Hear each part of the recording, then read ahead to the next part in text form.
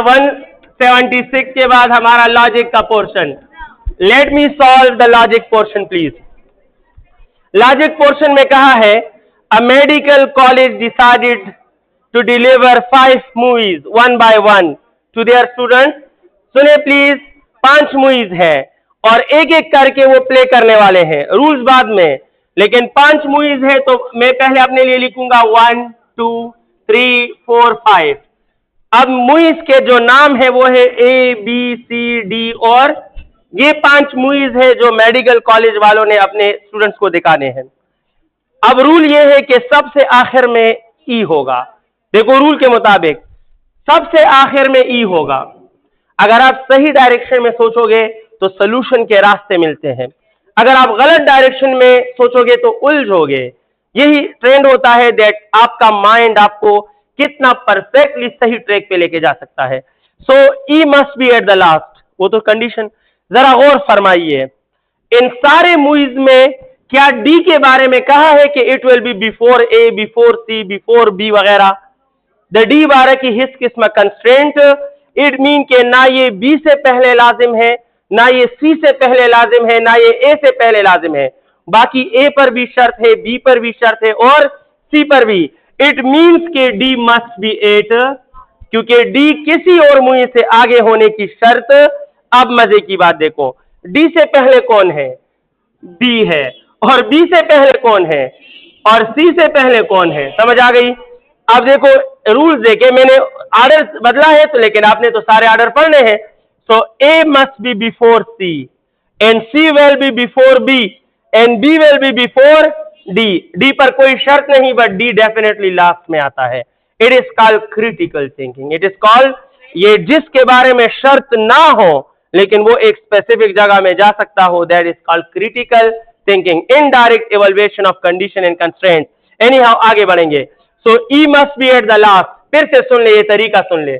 E must be at the last मैंने place कर दिया, फिर मेरा जहन मुझे बताता है कि इन सारे मूवीज में डी को किसी से पहले वॉच करने की शर्त नहीं, तो इट मीन के D will be at the last of all the other.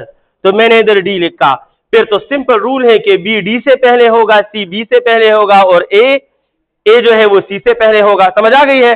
अब ये ऑर्डर बन गया। अब ये क्वेश्चन आपके 30 सेकेंड का काम है। फॉर एग्जाम्पल पहला क्वेश्चन गौर करें, क्वेश्चन का ऑर्डर लिख रहा हूं 195, 196, 197, 198, 199 और 200। 195 डियर स्टूडेंट्स, ऑप्शन ये सेकंड, ये बी जो है ये किस पोजीशन पे नहीं हो सकता? तो क्या ये बी फर्स्ट पे है? क्या ये बी सेकंड पे है? क्या ये बी फोर्थ पे है? तो बी तो थर्ड पे है, तो फोर्थ, फर्स्ट और सेकंड तीनों गलत हैं। तो ऑल ऑफ दीज मीन के पहले में क्या आता है? डी आता है। अच्छा 196, the number eight which A must be played, A must be played at first. आप जरा इसको इधर से हिला दे, आप कोई भी रूल फॉलो नहीं कर पाओगे। तसुदा ए द सेकंड तरावली, you can not manage all the rules in a figure. समझ आ गई है? तो A must be at position A. तो करेक्ट ऑप्शन क्या है? डी है। समझ आ गई है? 197, the fourth position of which movie is confirmed. तो फोर्थ पोजीशन किसकी कंफर्म है? डी है। और करेक्ट ऑप्शन क्या है? करेक्ट ऑप्शन है डी। समझ आई है ना यौमिन खा? अब the movie played soon after A के फौरन बाद जो प्ले होगा सी, और सी एग्जिस्ट इन 199, ये कहां पे है? डी में है 199। The second movie in the list is B और सी कहां पे है? तो if I am the paper setter, what option I will decide in next. समझ आई है? And hence it will be D, because सुने the full paper is a series.